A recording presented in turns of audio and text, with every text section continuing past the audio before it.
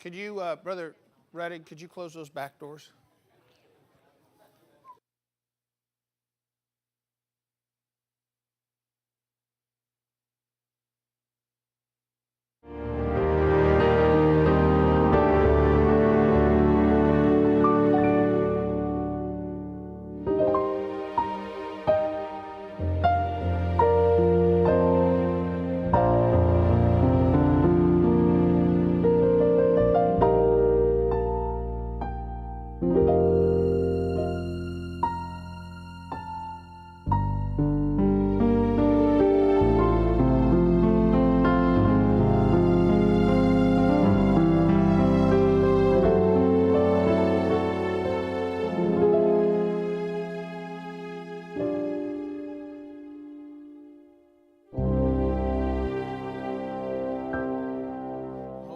Enjoyed coffee and some waffles, and we'd appreciate your feedback, actually. So our ladies are training and trying to get all that refined and dialed in, and I appreciate your help on that. So this is counseling ministry issues. This is a doctorate level class, but if you're going to take it for credit, these are the things you would need to do or to have. All right. You'll need to turn in your typed notes, and then there are 5 reports that you'll have to do. Okay, so the 2 reports will be on books. You'll need to do a 2,500 word report on Triumph from Trials. This is a book that I wrote during probably the worst church issue that we ever had, and just how God helped me through it. And so I don't specifically address dealing with church issues. This was just my personal, stuff God helped me with. All right, so that's what this book is. And then the other book that you'll do a report on is by S.A. Scott, Shannon Scott. These are both out on the table out there. This book is Influence, and I've referred to this book in numerous different classes. Just an excellent resource on understanding, both from the home and pastorally, ministerially, not just pastorally, but missionaries and whatnot too, the distinction between trying to use control versus using influence. And a lot of times, I think probably one of the biggest accusations we get as Independent Baptists, and maybe other groups get this, I'm sure they do, is just, well, you're so controlling, and you're trying to put the thumb on people and that type of stuff. And sometimes that's true, and sometimes it's because we don't understand how to function differently. I think that's the natural recourse when you feel like people aren't doing what they ought to do. We add more rules, right? And sometimes not understanding how to use influence in those situations versus trying to add more control can be a very damaging thing to your ministry, to you personally, because every time you put a rule on, someone has to supervise it, right? So what we do, like when you ground your kids, you really ground yourself. Right. I mean, now you have to sit there and watch them. And learning to understand the difference between control and influence, and specifically that control is actually what the devil tries to do. God doesn't control us. He directs us. He uses the Holy Spirit influences us. Okay, so that's a spiritual application, and that applies to the home and to the ministry. And so I want you to do a 2,500 word report on this particular book also. And Brother Scott, I've got some other books by Brother Scott out there, and he's got some others coming out, and he was talking to us about publishing his books moving forward. So we're very excited about that. All right, and then you'll do 3 reports on different topics that we're going to cover this week. Today, we're going to cover the topic of personal issues in the ministry. You'll do 1,000 words on that, 1,000 words on family issues, and 1,000 words on internal ministry issues. And so there'll be 3 1,000-word reports, and then there will also be a test. Okay, so for those that are taking it for credit, you'll need to do all of those things for that. And this would be the advanced counseling certificate if you were on BibleCounselors.com. Now, if you want to take the courses, BibleCounselors.com is the source to get set up, and I have it out on the out in the foyer on the north side of the foyer, there's a computer out there with the website. And I'd be glad to answer questions. You can take a look at it. You can even register there if you'd like. But the courses are set up in two different tracks. All right, so there's the Biblical Counseling Certificate. We actually are fully certified. It's a full certification. Okay, so we did research into how do you offer certification programs that are legitimate, recognized certification programs. We did everything that had to be done. All right, so we are a legitimate, recognizable certification for counseling. Independent Baptist Association of Biblical Counselors, IBABC. And so that is the base. The Biblical Counselor certification is the equivalent of a master's. Okay, and so if you take that and you wanted to get the diploma from our seminary, you can get a master's diploma from the seminary with that certification. The advanced certification is the equivalent of a doctorate. And so if you take that, then you can get that diploma from the seminary also of a doctorate diploma, okay? And so the issues there, I can answer any other questions that you have when we're on breaks and so forth. So we are going to start today. We're going to deal with personal issues. Tomorrow, family issues. Thursday, internal ministry issues. That would be things like, dissension and contention within the body, obviously, church splits and church discipline and all those great things that we know when we started ministry. That won't ever happen to me because I'm going to be a better pastor than all those other people. And so, yeah, exactly. So anyway, but we'll get there. And then my goal is on Friday morning, then we'll deal with external ministry issues, and that'll be primarily focused on the influence of our ministry peers on us, which is a huge thing that impacts people, and then also on relationships with other ministers in the area, okay, which is probably another area that I see more people have trouble with. It's just an issue. You got guys in the area that you think these are going to be great guys to be around, and a lot of times they are. Okay, and then sometimes there's those guys in the area that you think maybe their only goal is to try and get all my members to leave my church and go to their church. And, every time that there's a problem, they're out proselyting them and stuff. And what do you do about that? How do you deal with those type of things? And so we're going to talk about that on Friday morning. I'm going to try to get through all of this. I have just over 120 pages of notes. I'm not positive that I'm going to get through all of it. All right, so I'm going to do my best, and I'm going to try and then I'm also going to try and have some time where we have some Q&A as well in there. Okay, so let's start with just a concept here of the principle that we're going to kind of roll, and that is, we have a problem. When you go into ministry, there are problems, and it's going to affect you in different levels. Okay, so there's the personal. That's always the first impact. How am I going to deal with this? How do I respond to this problem, right? And then the next level is the family. Before I deal with it in the church, often my personal responses are going to now be going to impact my family, my wife in particular, and others that. How are they going to respond to these type of things? And I think it's fair to know and understand that there are some things that I don't talk to my wife about concerning the ministry, okay? But those are very few things, okay?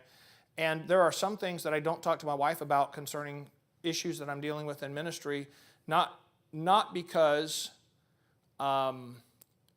it's something she shouldn't know, but because I know it's going to affect her spirit toward those people if she knows all those things, all right? It's not like it's something that should be so secret. I just know I can get treated a certain way, and I can just set it aside and keep loving people just pastorally, My wife can do that on a personal level for herself a lot of times, but she has a really difficult time doing that when it when someone treats me bad or our kids bad, okay? And Mama Bear, kicks in. And that's, so there are times when, she knows, and she's going to know about a lot of things, right? You really, and we'll hit this later on, but you really do need to be careful about whether your kids know a lot of things. And you need to be really cautious about what's said in front of your children. And I do think a lot of ministry kids grow up knowing way too much about the problems in the church, and that's why they don't want anything to do with the church. Okay? And we'll cover that when we get to that point. We talk about the family. And then there's the ministry, okay? And that is, how do I deal with that within the church body? How does, and remember, even though I'm talking about, not talking about necessarily church discipline issues here, okay? Just issues in the church, my spirit is the first thing that has to be dealt with, and then within my family, and then within our ministry.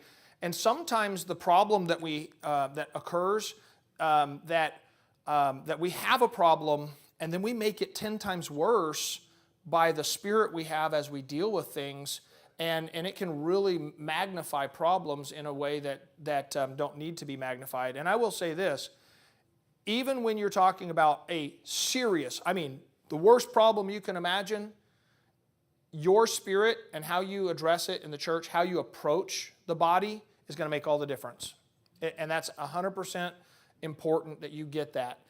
You can be 100% right and have a wrong spirit and blow your church up. Because it's not always about being right. Okay? It's not just about being right on the issue, I should say it that way. You have to be right here and here. And if you're right here and here, then you'll be right on the issue. Okay? But the way you approach the issue makes all the difference. Okay, so we'll get into all that. Okay? So just understanding this principle is why we're laid out in the format we are this week. Okay? Brother Tyler, I need these mics moved real quick to the edges, because when I sit down right here, it's going to be right over my head. Okay? So we got that? Okay, Angela's going to do that. So my assistant pastor here is going to help us out. All right? So I'll get the other one. I don't want to overwork the assistant. My lovely assistant, Angela, had a knee replacement in April, and she's going to have a hip replacement in August. And that tells you how hard it is to be a pastor's wife. It's rough. It is rough. All right.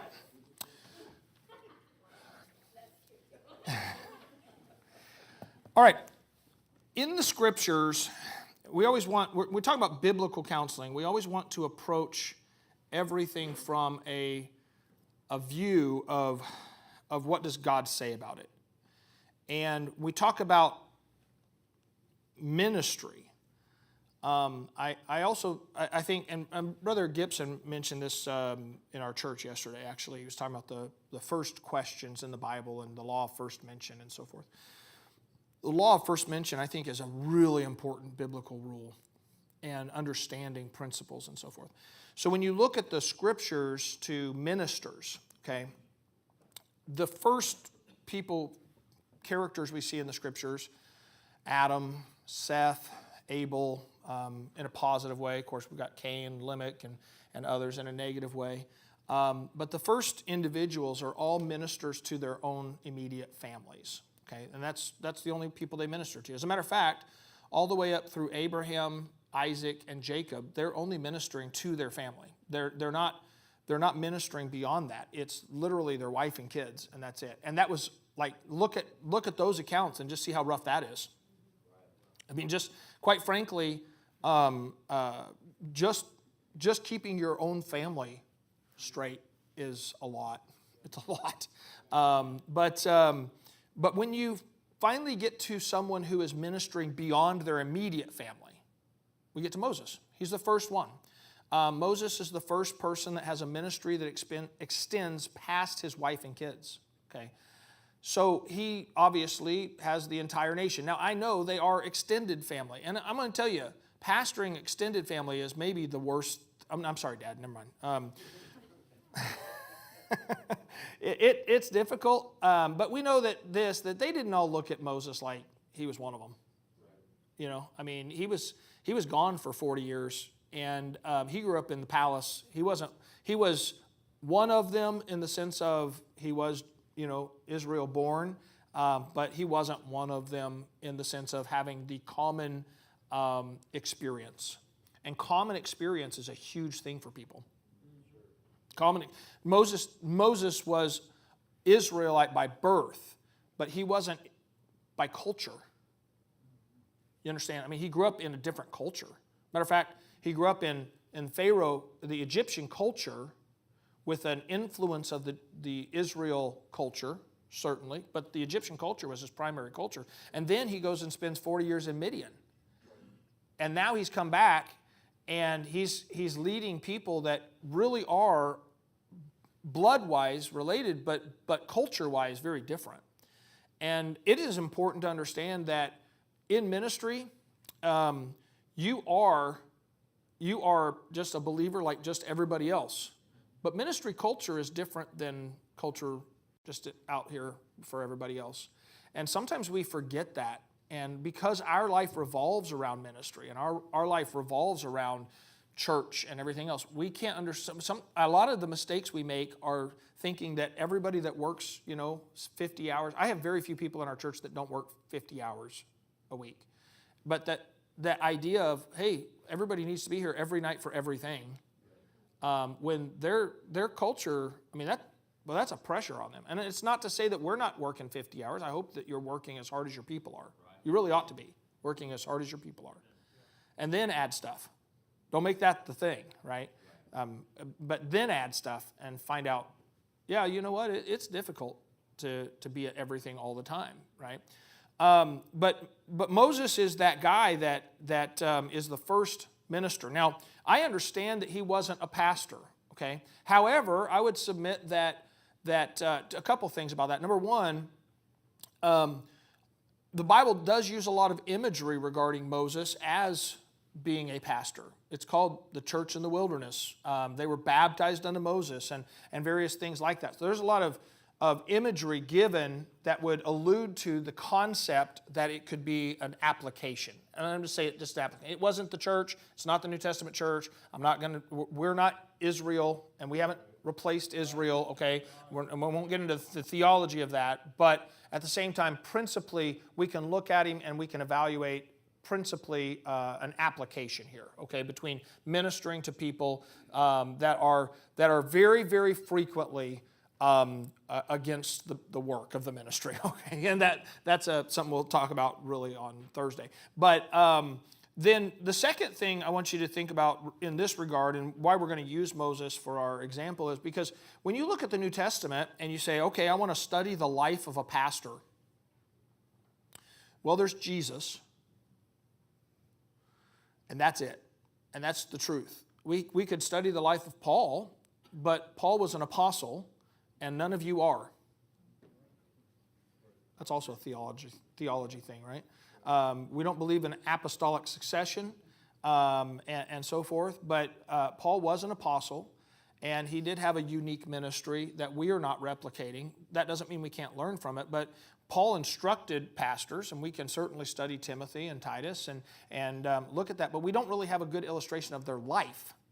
Okay, we don't know anything about their personal life. We just know here's qualifications, here's some things you need to watch and do. So when we look at case studies, we like to see personal illustrations and practical illustrations. And certainly we ought to study the life of Christ, who was the first pastor of the first New Testament church, right? And we ought to study that.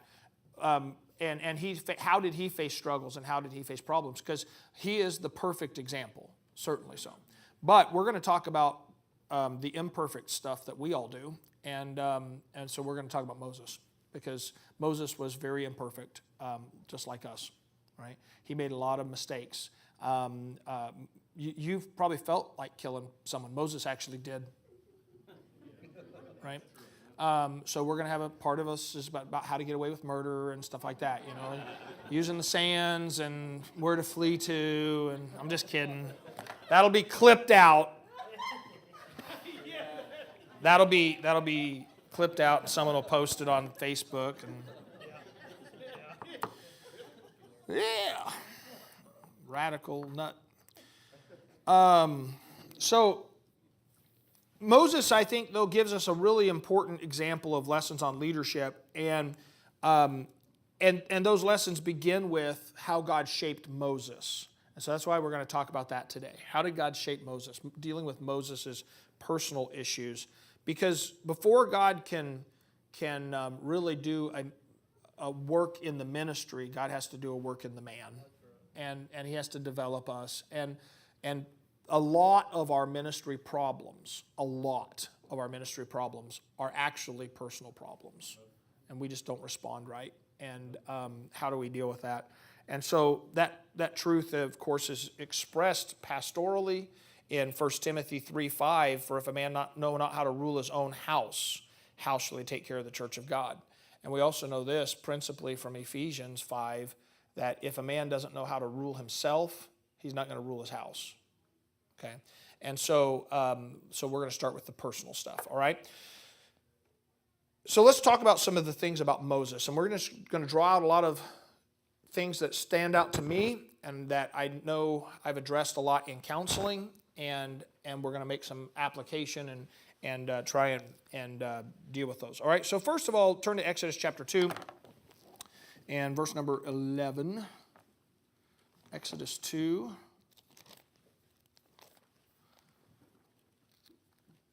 And this kind of beyond the Moses and the bulrushes and whatnot, the first thing we see about him as he thinks he's ready to start ministry, right? He's ready. It's time.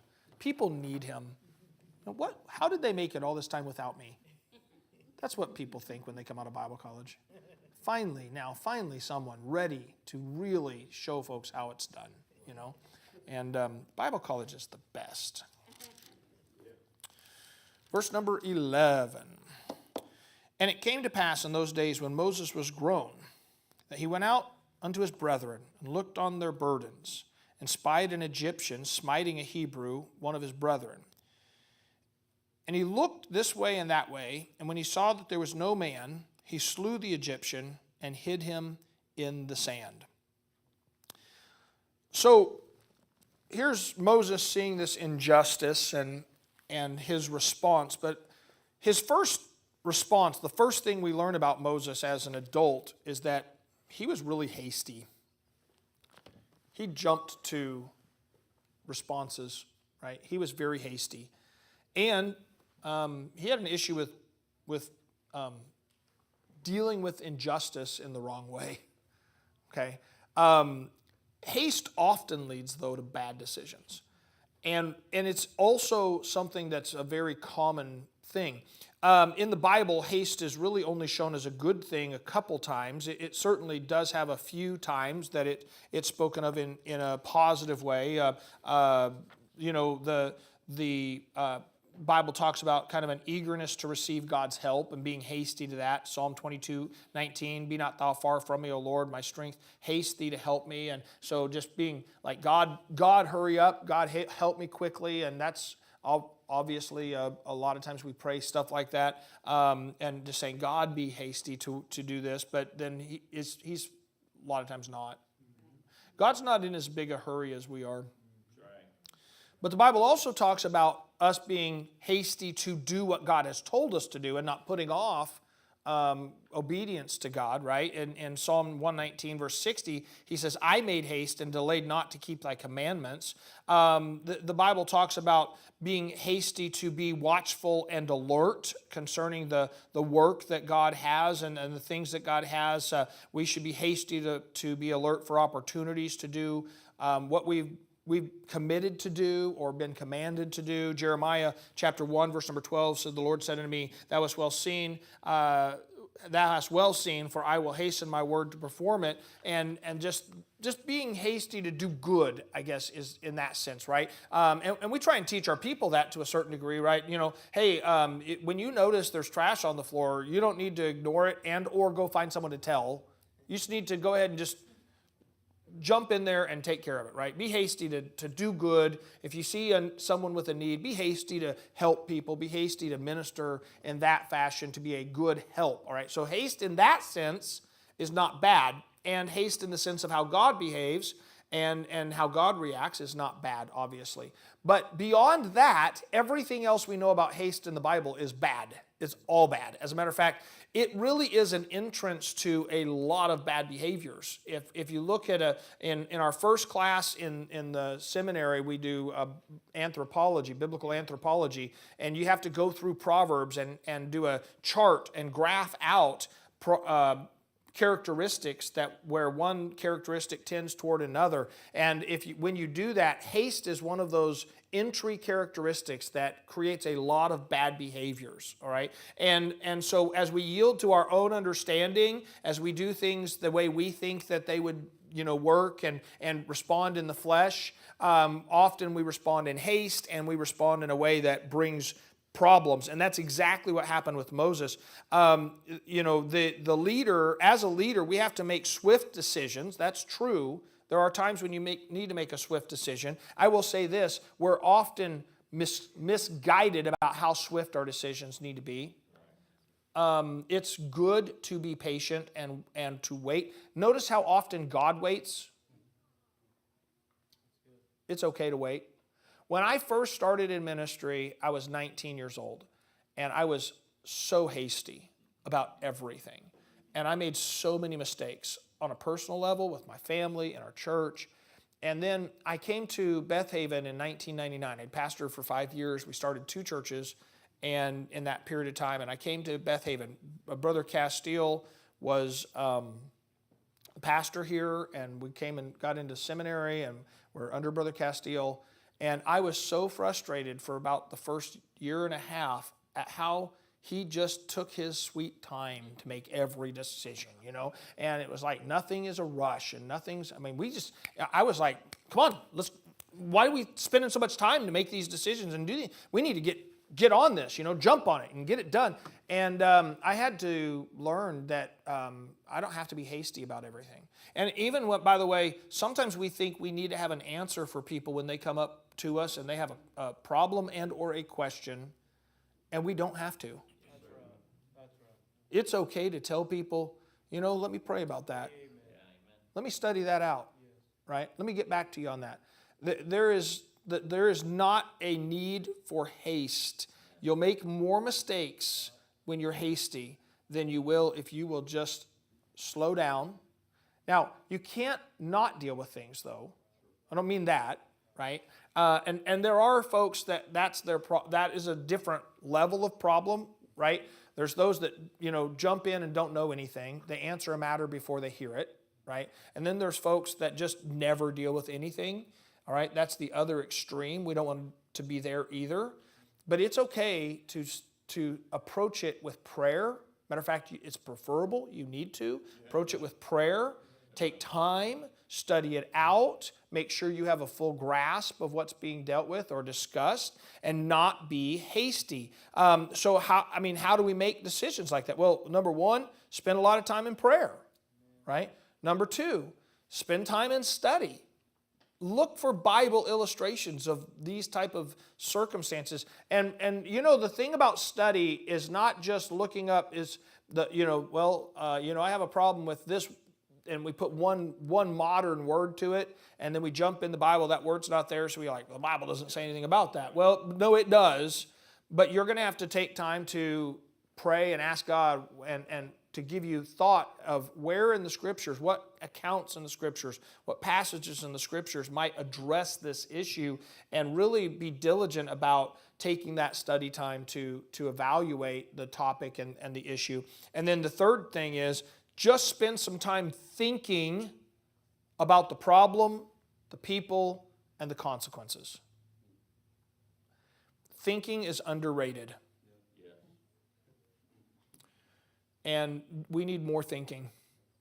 We need more thinking. We don't need new ideas in the sense of the modernism and the progressive philosophies that are out there trying to encroach on the church and on ministers. But we do need more thinking, okay?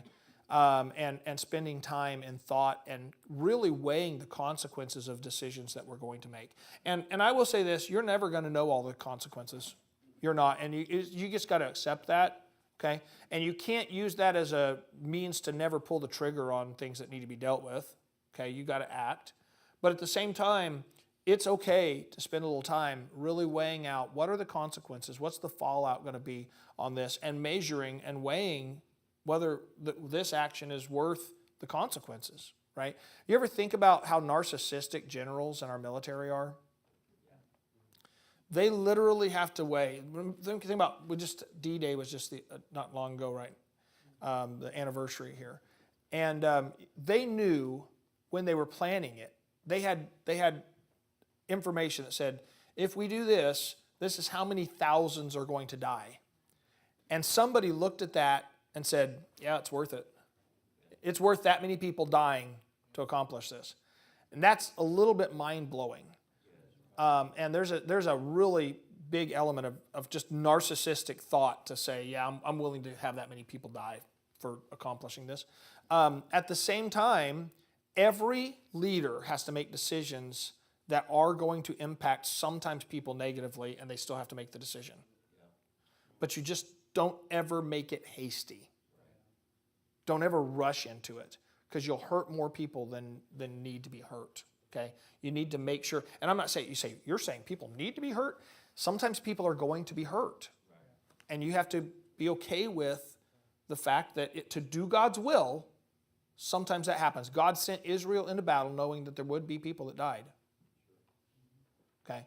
There are people that are gonna get hurt, and that's God said, New Testament, Christ said, offenses must come. All right? But at the same time, they don't have to be as bad as sometimes they are if we won't be so hasty in making decisions, right? So we have to take our time. We have to not be rash in making decisions. Just a couple quick thoughts on that word hasty in the negative sense. In a negative way, haste can mean actually quite a few different things. I think there's about, let me look here. There's 122 different verses in the Bible that use the word haste, and there's 26 different words translated as haste in the Scriptures. And so there's a lot of breadth of variation in the way the word is used, okay, and what its intention is. And so these are just a couple of those things. So the word haste can be used in regard to our labor, being hasty in our labor, such as using get-rich-quick schemes instead of being diligent about our labor and our work. A faithful man, the Bible says, shall abound with blessing, but he that maketh haste to be rich shall not be innocent, Proverbs 28:20. And now they say, well, what does that have to do with ministry? I really do believe this. I really believe that that many of the things we are looking for as ministers might as well just be get-rich-quick schemes for church attendance. Do this program. Thousands of people are going to come. You're going to build your church faster. You're going to do this faster. Everything's going to be faster, and then you're going to be a successful pastor, right? Or you're going to have a successful ministry. And here's 3 keys to getting big congregations fast, right? And that's really what draws. We'd have a way bigger crowd here if we were doing that. That's just true. You want a big crowd, tell people how to build a church quick. All right? You want to have a lot of people get involved, tell them how to make fast money. Right? And can I tell you, that's not God's plan. It's just not. It's not the way.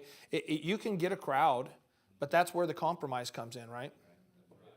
This isn't about having big. I'm for big churches. I am. I'm for big churches if they're built on biblical truth. I don't believe there's anything wrong with having a big church. All right. I'm not sitting here going, bless God, I don't have a big church because I refuse. I'm like, refuse. We only allow, you have to meet the standard. I jokingly tell people when they ask about joining our church, I say, first you have to fill out the written application in triplicate and submit the $2,500 non-refundable deposit. And That really cut back on people. I jokingly say that. I don't do that. But too often we are looking for the get-rich-quick method of ministry. And we're hasty to add things into our ministry thinking this will add people. This is going to grow. We're going to grow. We do this. We're going to have Vacation Bible School. We're going to have 50 kids saved, and 75 families are going to join the church if we have VBS. We're going to start a hope ministry, and man, people from the community, all the drug addicts, all of them are going to get saved. They're all going to get right with God. They're going to become missionaries and preachers, and we're going to reach the world through the hope ministry. And then what you find is you have VBS, and the kids that come to your VBS go to every other VBS in town all summer long. They're all very confused, and praise God, you do have a few get saved, amen. And then after VBS, none of them ever come back. And you have the hope ministry, and you have your people for the first 8 months, and then you have one person come, they don't come back, and then you go on for a while longer, and finally you have another person come, and they seem to stick, and it's not get rich quick ministry, right? And it's okay, because that's what ministry ought to be. Ministry ought not be just about hasty, jump to the next big thing, because when you're constantly jumping to the next big thing, you're never really growing people, right? Is it more important to get numbers in the church, or more important that we grow the believer, right? Feed the flock, right? God builds the flock, and not without our assistance. I'm not saying that. I believe in soul winning. I believe in door knocking. We go canvassing. We have a 3-tiered outreach program that we developed with levels of prospects and whatnot, and we have different tracks designed for each one, and we go canvassing every month. We do what we call a 5K, where we try and put out 5,000 flyers on one day, 5,000 tracks on one day, and things like that. I mean, we believe in evangelism, but it's God that adds to the church, right? So it's just, we need to take that diligent, long-term look at ministry, not be hasty in ministry and hasty in our spirit toward ministry, rushing into a job without knowledge, no forethought in labor, not thinking through a project, and ministry-wise, just, like everything's last minute, fly by the seat of your pants, and that sometimes is necessary. Sometimes there are last-minute things, but when everything is last minute, you're not doing it right. And you're putting a lot more stress on yourself, and on your family, and on your church. And you need to be more diligent and less hasty in your decision making, right? Someone who overcommits to projects will find there's a lot of projects that never get done. And you're the same way in ministry. You cannot do everything. And it's okay to acknowledge that. Right? I can't do everything. I can't do everything in the church. I can't do everything at home. And there are seasons when I need to be at the church and deal with things at the church. But there's also seasons when I need to be at home and deal with things at home. And I cannot ignore my home. You ignore your marriage and it'll go away. You ignore your kids and they will go away. Right? You've got to know the balance there and not just be hasty about trying to get big numbers at church and focus completely on that. Ministry is important. It's a calling in our life, but not at the expense of our own spiritual condition or the spiritual health of our family. Okay. Haste motivated by anxiety is another way that it's used. That representing really an inward lack of faith and or fear of possible loss and harm. Examples of that would be repeatedly used in the book of Esther, where they were hasty to go to Haman and the banquet, and haste to build the gallows and all of this type of stuff. Allowing our anxiety to be stoked like that constantly often leads to anger. And we're going to address anger because it's probably one of the biggest personal ministry issues that there is anger. It's a massive, massive issue in ministry. But Ecclesiastes 7:9 says, "Be not hasty in thy spirit to be angry, for anger resteth in the bosom of fools." Quick to be angry. We jump to that a lot. If we allow anxiety to be a focus in our life. And really, anxiety is a problem fixation issue. We fixate on the problem and we become anxious about it. And then, of course, comes problem enlargement along with that, right? We begin to build the problem up bigger in our mind than it really is and than it really ought to be. And we do that with individuals, and we do that with problems in church, to the point where we think we need to, somebody's got a problem, or there's maybe this idea of a problem, and what do I need to do? I need to run straight to the pulpit and blast it, because we're anxious about dealing with things, and we don't take time to really search the matter out and know what we're dealing with before we go respond, and we create more problems because of our anxiety and our haste in responding, right? Haste can be motivated by hate. Haste can be motivated haste can cause us to come into a dangerous time. The Bible talks about David fleeing from Saul in haste and ending up over there where he had to feign being mad because he put himself in a dangerous place in his haste. He didn't take time to know what God's direction was. He just ran and ended up in a dangerous place. It can cause just lots of bad, sinful responses, a lot of sinful responses. We won't go into more there, but haste doesn't have a plan. Haste doesn't look to the long term and weigh out the consequences and evaluate a proper approach and response. Haste just jumps to whatever seems right in the moment, and it lends itself to emotional responses. And when you start running ministry on emotions, you're going to have lots of problems. You think you got problems now. Start running your ministry on emotions instead of being guided by the Spirit. And boy, will you have problems. Okay? So haste is a real enemy. And so it's the first thing we see about Moses. And the first problem he had. And matter of fact, do you understand, Moses' haste delayed his ministry by 40 years. For one hasty act. That's a serious problem. That one hasty act cost him 40 years. And not only did it cost him 40 years of active ministry, it really caused him to think he would never be in ministry again because he had a hasty response. So we've got to be cautious about haste. Along with that, we've got to be cautious about being reactive to problems rather than responsive to problems. Okay? Reaction versus response is a pretty serious thing. When Moses killed the Egyptian, because of his hasty response, that was a reactionary thing. He didn't think through the situation. And we know that was so because how did he respond once he killed the guy? He didn't even know what to do with him. It's like, all right, sand, that's the answer. Cover him with sand. Think about that. He didn't even go find a pig farm or nothing. Some of you don't know what I just talked about there, but he just covered him with sand like that's not going to be moved pretty quickly. Like no one's going to discover this. This was, number one, this was a not well thought out behavior. And number two, this is a terrible way to cover things up. All right? And not that we ought to be good at cover up. I don't mean that, but I'm just saying often hasty decisions come with very bad cover-ups. All right? And we got to be careful about making hasty decisions and being reactive in our behaviors because it's going to come out. It's going to be found out. You're not going to be able to cover it up. It's going to be evident to everybody. And so he has this hasty attitude. It leads to a reactionary or a reactive response that was sinful, which is most of the time the case.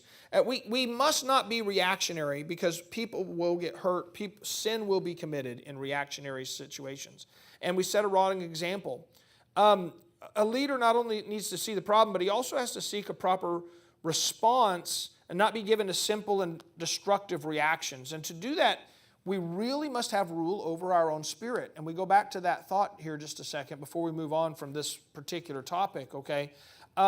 Proverbs 25:28 says, he that hath no rule over his own spirit is like a city that's broken down and without walls. Proverbs 16:32, he that is slow to anger is better than the mighty, and he that ruleth his spirit than he that taketh a city. I'm going to get into this more a little more later too, but when you think about reaction, most of the serious problems that we have are due to immediate reactions to circumstances or things and interpretation. Okay, my wife and I, before we got help, marriage help, okay, which is the big reason we came down here to Beth Haven. We had really bad marital issues. Whenever, and by the way, this is something that we really dealt with before, and it's still something I have to guard myself against, and that's why I'm mentioning this to you. There are moments when Angela's not in a good mood. It's very, very rare, very rare. Mostly when Brother Gibson's around. I don't know what the connection to that is, but anyway, no. There are moments when she's not in a good mood. She just, sometimes you just wake up in a bad mood. Sometimes something's going on, and especially like, she's had a lot of hip pain and knee pain for the last couple of years, and when you're in pain, you just might not be in a good mood. And it's nothing wrong, just like, But here's something that before we got marital counseling, this was a big issue for me. I'm talking about me, not her here, okay? And they say, well, he's talking about her being in a bad mood. Well, all of you are in bad moods at times, okay? So let's not forget that, all right? So I'm really talking about you, not her, all right? Is that okay, honey? Is it okay to talk about them? All right. About time. The problem is not when she was feeling bad and not in a good mood. Because I'm that way at times. All of us are that way. The problem comes when I take it personally and I react to her not feeling well. And I press the issue and I'm like, hey, you better be acting better, Like we're in our home. We're in our home where it's going to have to be okay with you that sometimes at home, now I'm not talking about being unspiritual, but sometimes when you're having a bad day, that it's okay to let your spouse have a bad day without demanding that they act like they're in Sunday school. Like, what are the people going to think if you're acting this way? What? The deacons are going to be upset that you're having a bad day, right? The deacons don't live with us. Thank God. We have great deacons, but you understand what I'm saying? Your home is not the ministry. It's not, the church. And part of the thing is we never give each other, in ministry, in particular in ministry, we cease to give each other grace to be normal at times. And we become reactionary to, just having a bad day. I'm hurting. I have a headache, right? And allergies are flared up or whatever it is. And it's like we become, the problem isn't that they feel bad or that I feel bad. It's the reactionary behavior that then causes conflict. You understand what I'm saying there? Like the conflict is not from someone feeling bad or having a bad day. The conflict's actually from the person that's reacting to. Why? Because we take it personal. Hey, don't treat me like that. Why? I deserve to be treated better. I should not be, you don't have a right to talk to me that way, kind of thing. Come on. And we react to this circumstance. And by the way, it's not just in the home, it's in the ministry too, that someone comes and they're having a bad day and they're not doing well, and we react to them, and that reaction is actually what stirs the problem, okay? Remember what the Bible says, that surely the churning of the nose bringeth forth blood, and the forcing of wrath bringeth forth strife. Someone's having a bad day. That's not the time to push the button and demand they be spiritual. Or just point out how unspiritual they are. I just want you to know, I noticed you're in a bad mood. It's probably because you're not right with God. If you were right with God, you'd always be happy. right? Does that make you feel better? I mean, I'm being serious. Does it make you feel better to point out how unspiritual they are? Does it ever, or has it ever in the history of ever worked? Ever? Like, if we took a poll of all women everywhere, or all men everywhere, say, when your spouse, husband or wife, when your spouse points out that you are acting like you have a bad attitude, does it immediately snap you out of it? Yes or no? And the answer is never. Ever, ever, ever has it ever worked. And yet it's our go-to move. Like immediately. Like, hey, you need to get right with God. Oh, yes, sir, I'll go straight to the altar. Right? But what are we doing? We're being reactionary. It's reactionary. It's what Moses was doing here when he sees this injustice, and that's really what we're talking about here. Like, hey, they're being mean, right? They must be having, instead of going, they must be having a bad day, I need to show them some love. I need to give them some grace. I need to show them compassion. They may just need a hug. They may need me to leave them alone for a while. Maybe a hug's not the answer right now, right? You got to learn how to gauge that, right? A knife in the neck or something. But instead of that, we jump straight to, I should correct them. Right? People do not need your correction all the time. But that's what Moses was doing. Understand my application here? This is what Moses was doing. I'm going to fix this injustice. And he jumps in and he ends up committing murder and then covers it up. And then he acts like he was okay. Like he comes back around the next day like, hey guys, how is everybody? Right? Aren't you the guy that committed murder yesterday? I don't think so. Guy's foot sticking out of the sand over there. But that it's the reactionary stuff that causes the problem. Say, no, if they were in a better mood. Yeah, but everyone has bad days. Everybody needs grace. Your spouse, your kids, and your members. Everybody needs grace. You need grace too. But if you don't show grace, you're never going to get it. You reap what you sow. Okay? So if every time someone's not doing good, you feel the need to jump on them and pastor them, right?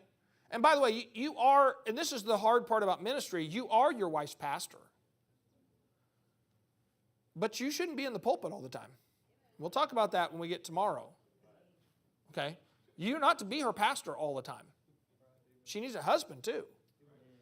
And as a husband, it's not your job to correct your wife all the time. It's not your job even to correct your children all the time.